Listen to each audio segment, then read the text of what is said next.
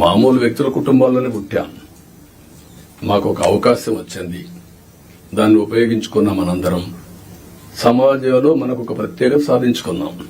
కానీ మనతో పుట్టినవాడు ఇంకా ఆ ఊర్లోనే కనీసం 100 రూపాయలు 200 రూపాయలు పర్ డే సంపాదించలేని పరిస్థితిలో ఉన్నారు. కానీ ఈ టెక్నాలజీ ఏజ్ లో ఇది పెద్ద కష్టం కాదు. అందుకే ఫస్ట్ స్టెప్ జీరో పావర్టీ. 12 లక్షలు 14 లక్షలు ఉన్నారు, వాళ్ళ మీద ఫోకస్ చేద్దాం. మీ మైండ్ లో కూడా అనునిత్యం ఎక్కడున్నా కూడా పేదవాడిని దృష్టిలో పెట్టుకునే పరిస్థితి రావాలి. పేదరిక నిర్మూలనకి ఏమేం చేయగలుగుతారో మీరు చేస్తే చాలా బాగుంటుంది. ఈ విషయం మీరు గుర్తుపెట్టుకోవాల్సిన అవసరం ఉంది. అదే సమయంలో ఈరోజు కొన్ని ప్రిన్సిపల్స్ కూడా మీరు ఫాలో కావాలి. ఈజ్ ఆఫ్ డూయింగ్ బిజినెస్ గానీ, ఈజ్ ఆఫ్ లివింగ్ గానీ, ఈజ్ ఆఫ్ ట్రావెలింగ్ గానీ, ఈజ్ ఆఫ్ పబ్లిక్ సర్వీసెస్ ఎట్లా యాక్సెస్ చేసుకోవద్దని చెప్పడం చేయడం గానీ, ఇన్నోవేషన్ గానీ, ఇలాంటి నూతనమైన ఆలోచనతో జీవన ప్రమాణాలు మెరుగయ్యే విధంగా హ్యాపీగా ఉండేట్టుగా మనం చేయాల్సిన అవసరం ఉంది. ఇది కూడా మీరు చేయాల్సిన అవసరం ఉంది. ప్రతి ఒక్క కలెక్టర్ గానీ, ఆఫీసర్లు గానీ ఈ గవర్నమెంట్ లో మనం గుర్తుపెట్టుకోవాల్సిన empathy is very very important. నేను ముందే చెప్పాను, గంటల తరబడి మీటింగ్లు ఉండవని. పెట్టుకునే టైం మనం పెట్టుకుందాం, ఎట్లా చేయాలనో నిర్దేశిద్దాం. కానీ రూల్ బౌండెడ్ కాకుండా హ్యూమన్ యాంగిల్లో మీరు ఆలోచించండి. ప్రతి ఒక్క సమయాన్ని, ప్రతి ఒక్క ఇష్యూని రూల్ బౌండెడ్ గా మీరు ఆలోచించేంత వరకు సమస్య పరిష్కారం కాదు. కానీ హ్యూమన్ యాంగిల్లో ఆలోచించినప్పుడు అదే రూల్ కింద ఆ సమస్యను పరిష్కారం చేసే పరిస్థితి మీకు వస్తుంది. అలాంటి ఆలోచనకు శ్రీకారం చుట్టాలి. మీ సబార్డినేట్స్ కూడా ఎక్కడ గాని మీరు చెప్తున్నా, మన ప్రవర్తనలో ఒక పాజిటివ్ ప్రవర్తన ఉండాలి. ప్లింతీ లాంగ్వేజ్ వాడడం, లేకుంటే మనకు అధికారం ఉందని ఒక పెత్తందారి వ్యవస్థ మారిగా బిహేవ్ చేయడం, అలాంటి ఎక్కడా లేకుండా ప్రతి ఒక్కరు గుర్తుపెట్టుకోవాల్సింది. కొలీగ్స్ ని ఏ విధంగా పని చేయించాలో రాజీ లేదు. కానీ వల్గర్ గా మాట్లాడి వాళ్ళని కొంచెం ఇన్సల్ట్ చేయడం ఇలాంటి చేయకూడదన్న అభిప్రాయం. దాన్ని మీరు ఫాలో కావాలి. మీరు చేసే పని మాకు రిఫ్లెక్ట్ అవుతుంది. మళ్ళీ ఈ విషయం గుర్తుపెట్టుకోవాలి. మీరు ఒక వ్యక్తి అయితే మీకు అన్వయిస్తారు.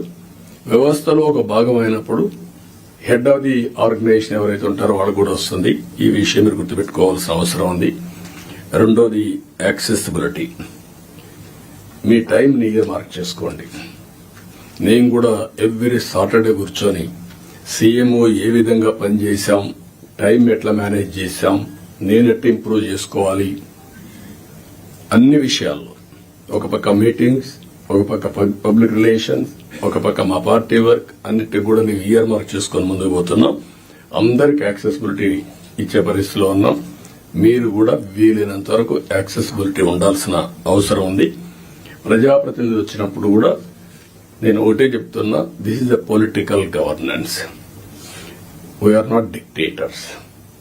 డిక్టేటర్స్ అనుకున్న వాళ్ళు ఎవ్వరు కూడా మళ్లీ తిరిగి ఎలక్షన్ లో గెలవలేదు.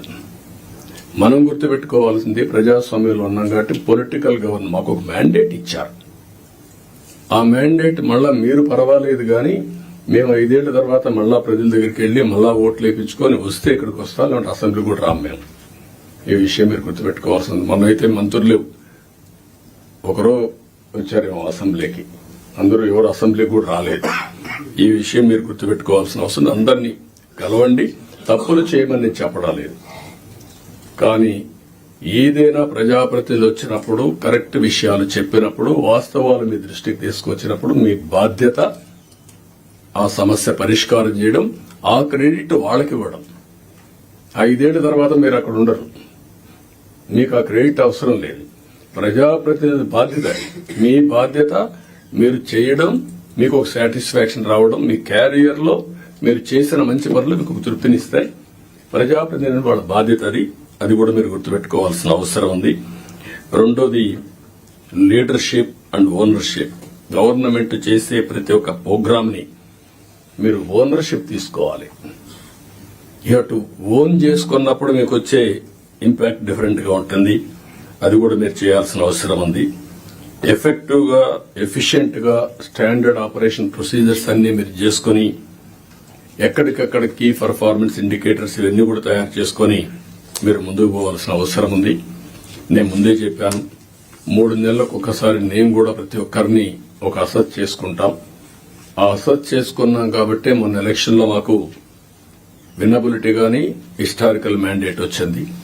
నేను తప్పు చేసినా కరెక్ట్ చేసుకుంటూ వచ్చాం. కాబట్టి మీకు కూడా ఇది నేను గైడ్ చేస్తున్నా. అది కంపల్సరీగా మీరు చేయాల్సిన అవసరం ఉంది. ఎక్కడికక్కడ సింపుల్ గవర్నెన్స్ ఉండాలి, ఎఫెక్టివ్ గవర్నమెంట్ ఉండాలి. Simple government, very simple.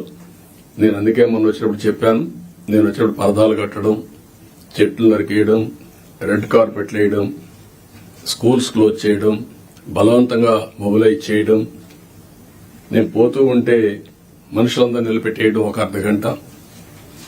This are all not required. మేము కూడా మాకు ఒక హోదా వచ్చింది ప్రజలకు సేవ చేయడానికి. ఆ సర్వీస్ చేయడంలో ప్రజలకు ఇన్కన్వీనియన్స్ కలిగించడం కరెక్ట్ కాదు. నేను పోలీసులు కూడా పదే చెప్పాను, అది తూచా తప్పకుండా పాటిస్తాం. మీరు కూడా పోయినప్పుడు కలెక్టర్ పోతా ఉంటే ఇప్పుడు కొత్తగా ఎమ్మెల్యేలు కూడా సైరన్ పెట్టారు. వాళ్ళు కూడా సైరన్ వేసుకుని వెళ్ళిపోయే పరిస్థితికి వచ్చారు. అంటే ఇవన్నీ కూడా ప్రజల్లో మనకు తెలియకుండా మన మీద ప్రజా వ్యతిరేకత బిల్డప్ అయ్యే పరిస్థితి తెచ్చుకుంటున్నాం. నేను అందరినీ కంట్రోల్ చేస్తున్నా.